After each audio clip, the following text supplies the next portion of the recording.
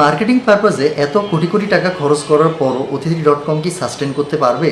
চলুন জেনে নিই আমাদের এডি স্যারের কাছ থেকে। খুব ভালো লাগছে যে মানুষ এখন রিসার্চ করা শুরু করেছে যে অতিথি লিমিটেড যে এত বড় বড় প্রোগ্রাম করছে, ঢাকাতে চীন মৈত্রী সম্মেলন কেন্দ্রে এত বড় প্রোগ্রাম করলো, শেরাটন হোটেলে প্রোগ্রাম করেছে, ইন্টারকন্টিনেন্টাল হোটেলে প্রোগ্রাম করেছে, 5 স্টার হোটেলগুলো নিয়ে অতিথি লিমিটেড বলরুমে হাজার হাজার মানুষদেরকে নিয়ে যে প্রোগ্রাম করছে, সারা বাংলাদেশের বিভাগীয় পর্যায়ে যে প্রোগ্রাম করছে, এত টাকা যে মার্কেটিং পারপাসে খরচ করছে, এবং মাস শেষে ক্লাব হোল্ডার যারা রয়েছে, অতিথি ক্লাব মেম্বারদের যে হাজার হাজার লক্ষ লক্ষ কোটি কোটি টাকা যে দিচ্ছে, অতিথিকে সাস্টেন করতে পারবে কিনা।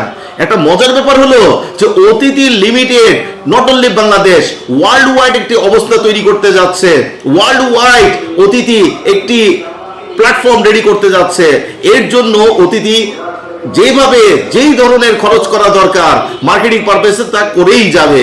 মনে রাখতে হবে, একটা ফ্ল্যাটও যদি কেউ বিক্রি করতে চায়, অনেকে রিয়েল এস্টেটের বিজনেস করছে, ফ্ল্যাটের বিজনেস করছে, এসবও যদি কেউ বিক্রি করতে চায় তাহলে মার্কেটিং পারপাসে একটি বাজেট রেখেই দেয়। ঠিক একই রকম অতিথি লিমিটেডও সারা ওয়ার্ল্ড ওয়াইড বুকিং প্ল্যাটফর্মকে এস্টাবলিশ করবে, একটি অবস্থা তৈরি করবে। এর জন্য অতিথি লিমিটেডও একটি বাজেট রেডি করে রেখেছে। চিন্তা করার কোনো কারণ নেই যে অতিথি লিমিটেড যতগুলো টার্গেট নিয়েছে এবং যেভাবে করে এগিয়ে যাওয়া দরকার এগিয়ে যাচ্ছে, এবং মার্কেটিং পারপাসে যেভাবে যাকে যা কিছু দেওয়া দরকার দিয়ে যাবে, কোনো সমস্যা নেই। অতিথি লিমিটেড একটা সাস্টেনেবল কোম্পানি, এবং not only Bangladesh, world wide এটি সাস্টেন করবে ইনশাআল্লাহ। রিয়েল এস্টেট বিজনেসে দেখা যায় যে কোনো একটি প্লট বিক্রি হবে অথবা ফ্ল্যাট বিক্রি হবে, এর জন্য একটি মার্কেটিং টিম সারা বছর কাজ করে যায়, এবং মার্কেটিং টিমটাকে ওই কোম্পানি প্রত্যেক মাসে মাসে স্যালারি দিয়ে যায়, এবং কমিশন সিস্টেমও থাকে। এই যে স্যালারি দিয়ে যাচ্ছে, প্রত্যেক মাসেই কিন্তু প্লট সেল হয় না। দেখা যায় যে বছরে কয়েকটি প্লট সেল হয়েছে বা কয়েকটি ফ্ল্যাট সেল হয়েছে, কিন্তু এমপ্লয়ি যারা রয়েছে তাদেরকে সারা বছরই ইনকাম দিতে হয়।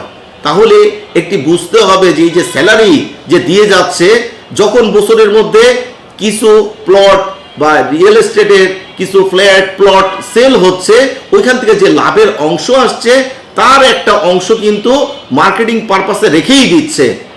এর জন্য প্রত্যেকটা রিয়েল এস্টেট প্লট যারা বিক্রি করছে, যারা ফ্ল্যাট সেল করছে, তারা যেমন মার্কেটিং স্ট্র্যাটেজি ফলো করছে, অতিথি লিমিটেডে এইরকমও মার্কেটিং স্ট্র্যাটেজি ফলো করছে। এর সাথে সাথে উদ্যোক্তা বিন্দুদেরকেও প্রত্যেক মাসে মাসে একটি ইনকাম দিয়ে দিচ্ছে। এটা মার্কেটিং পারপাসে করছে। Thank you very much. আসসালামু আলাইকুম রহমতুল্লাহ।